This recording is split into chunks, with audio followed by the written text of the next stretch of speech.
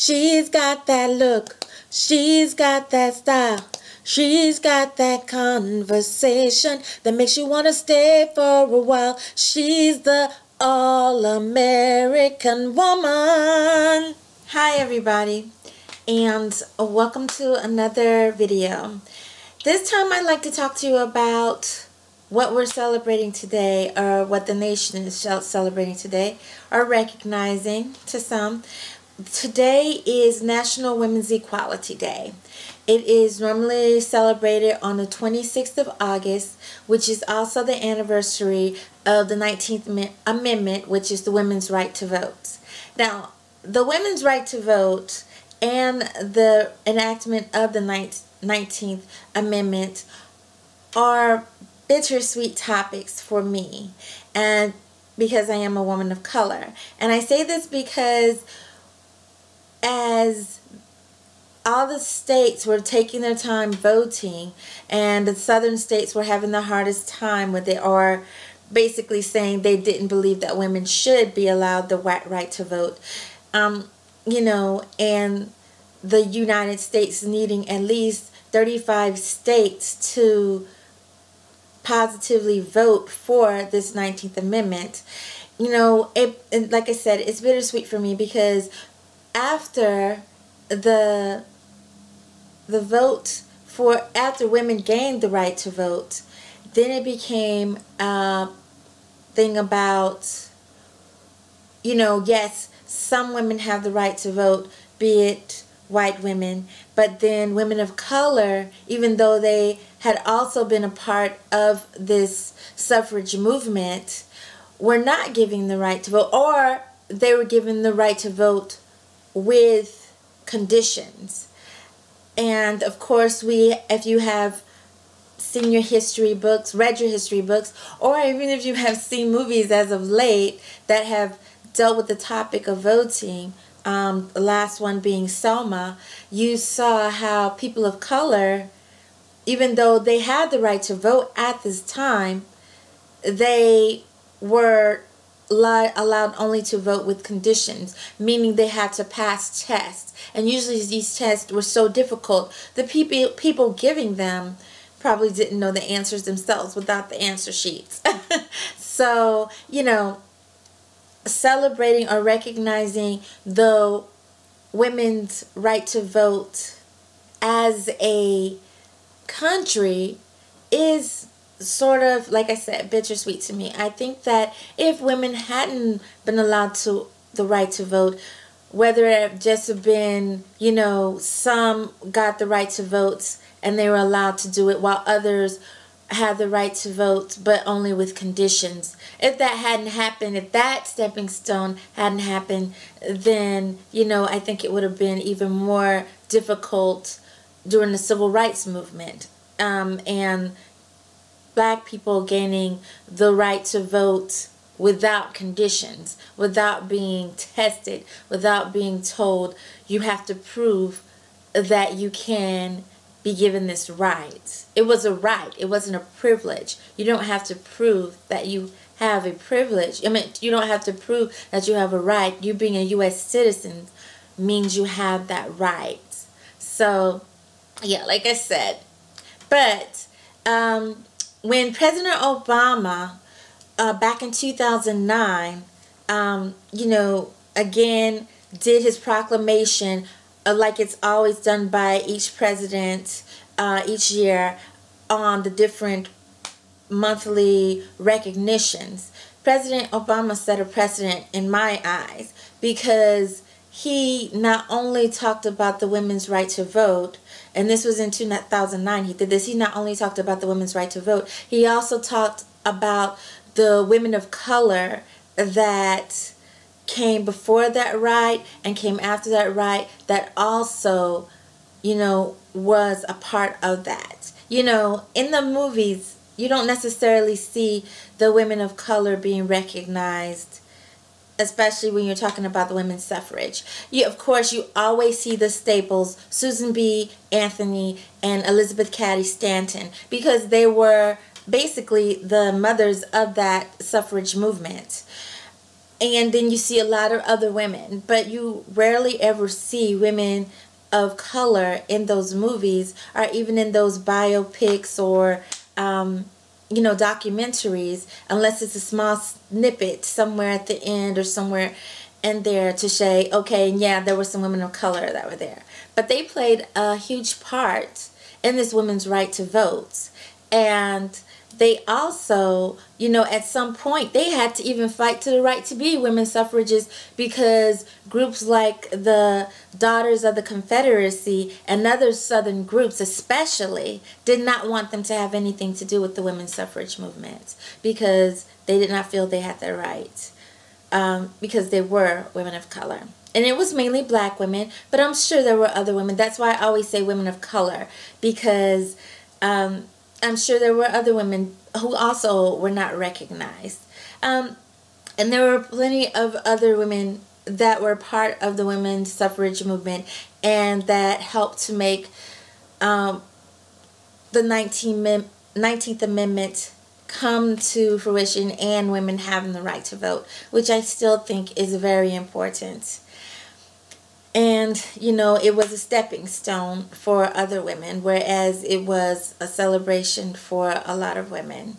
And, you see that sometimes today, where, you see a woman, like I remember one of my most favorite actresses, Gina Davis, she made a statement about women not having enough roles in the movies and on television. And then she and some other women, like maybe a couple of years later or so, were saying, yeah, there are now more roles for women. We see more diversity. And yeah, there are more roles for women and there's more diversity, but it's mainly for the other, not the women of color. And, I see better, and, before, women of color, woman of color, when she's in, especially in the television series, which, fortunately or unfortunately, I don't know which, it depends on what the woman wants, on television, at least you see more women of color in television, but usually they were the friend of the star, which was usually a white man or a white woman, or the girlfriend of that star, or the wife, a supporting cast member.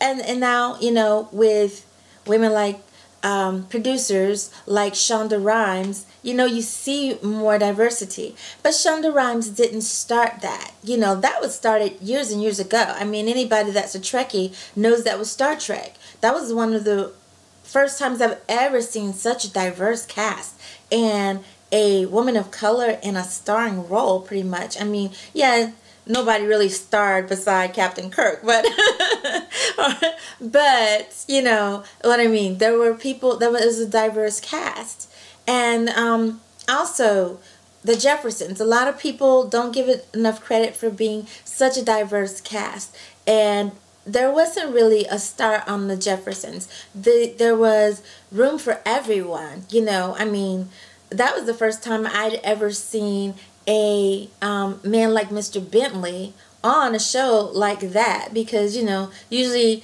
they'd be like Mr. Bentley was usually the comic relief, but it was a comedy, so everybody was a comic relief, but he was just the sweetest guy. I think it was a wonderful show, and it was a diverse cast. It was. And shows like that, and shows like A Different World that was on. Yeah, people don't necessarily think of it as a diverse cast because it was a predominantly black cast, but these were diverse. It was a diverse cast because these people were of different cultures. They were had different ways of life.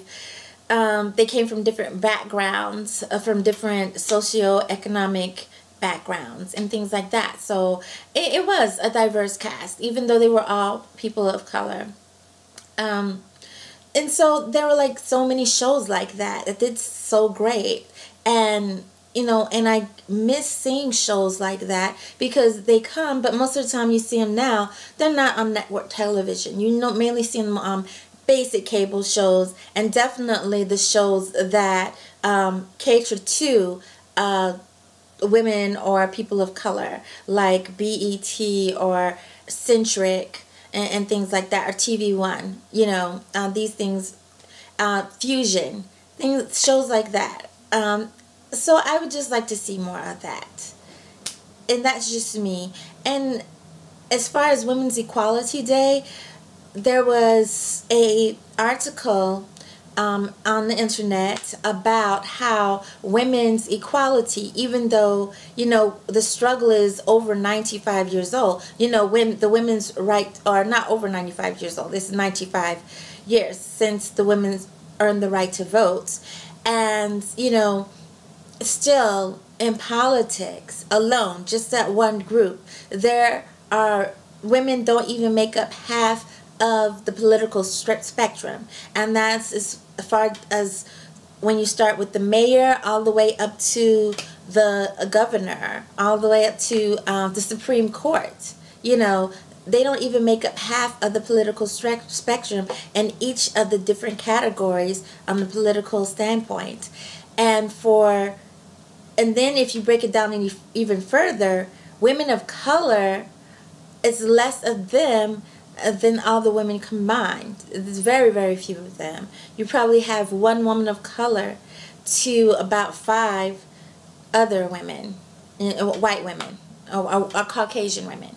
So, and I think that if we look at the world the way it is and how much more diverse it is, just with one person these days, one person has probably is combined with 2 different races. You know, you have your biracial and your multiracial, you know, children these days. And they need to see that. They need to see diversity in what they watch, what is on the media. I do see it getting better. I do, in small increments. But small steps is better than no steps at all. And I think if we keep moving forward and demanding better things from our media, not just on television but also in the movies, but I think it's always been better in the movies. It's diverse in a better way at the movies, and they have more leeway with what they can do and what they can't do. I think, yeah, and I like the fact that there's more variety in the movies that are out there now with people of color, you know. Before, at one point in time, they were all just comedies. Now you have comedies and dramas, and you have shows that look at women. Thank you, Tyler Perry. For women, you know, people always make jokes about Tyler Perry movies, but those are some of the only movies where you can see women in diverse standpoints. You know, you have your mom, you have the sister, you have the aunt, you have the vixen. All of this, you know, in one movie. And you can tell that these are not the same women. Yes, they're all women of color, but they all have their different ways of life. And you get to see the diverse culture in these women and get to see women of color in different lights. And Tyler Perry really brought that to the forefront. Yeah, there were other movies before that, but I think he really put it in your face. And I loved it. I loved it. Especially loved the movie that he did for colored women. Or for colored girls. That was one of my most favorite that he's done so far. But yeah, Women's Equality Day is mainly about celebrating the anniversary of the 19th Amendment. But after President Obama's speech in 2009, it made me look at Women's Equality Day in a totally different light, in a brighter light, and to see it's not just about the vote, because the vote is important. Don't get me wrong, it's very important. But there's so much that we can do as women, period, as women, to push each other forward, to bring each other in the forefront, to help each other out, so that we can be represented in every aspect of in the public life, just as we're recognized in every aspect of the personal life, just like men are, you know. So, and I think that's important. I also want to give you some names to look up, you know, that also had a lot to do with the women's suffrage movement that you may not necessarily have heard their names before. And I have a list. All right, we got Lucretia Mott, Mary Livermore. Told you, some names you probably never heard of before. Ida Wells-Barnett. She's probably well known among women of color, but not so much. If you when you talk about women's suffrage. But she had a huge point, or a huge a thing there, where she refused to be put at the back of the line. She refused to be treated less than because she was a woman of color. She was fighting for the same rights as all the other women, and she wanted to be recognized for that. I thought that was really huge. Amelia Bloomer, Olympia Brown, I love her name, Olympia. Harry Chapman Cat, Julia Ward Howe, Anne Howard Shaw, Lucy Stone, Mary Church Terrell, and Fanny Wright. Okay, so these are the ladies. Look them up. They all had a major impact on the women's suffrage movement. And I hope you do. Just today, you know, look them up and see what part they had in women's suffrage. And next time you see a movie, a documentary, see if they're mentioned.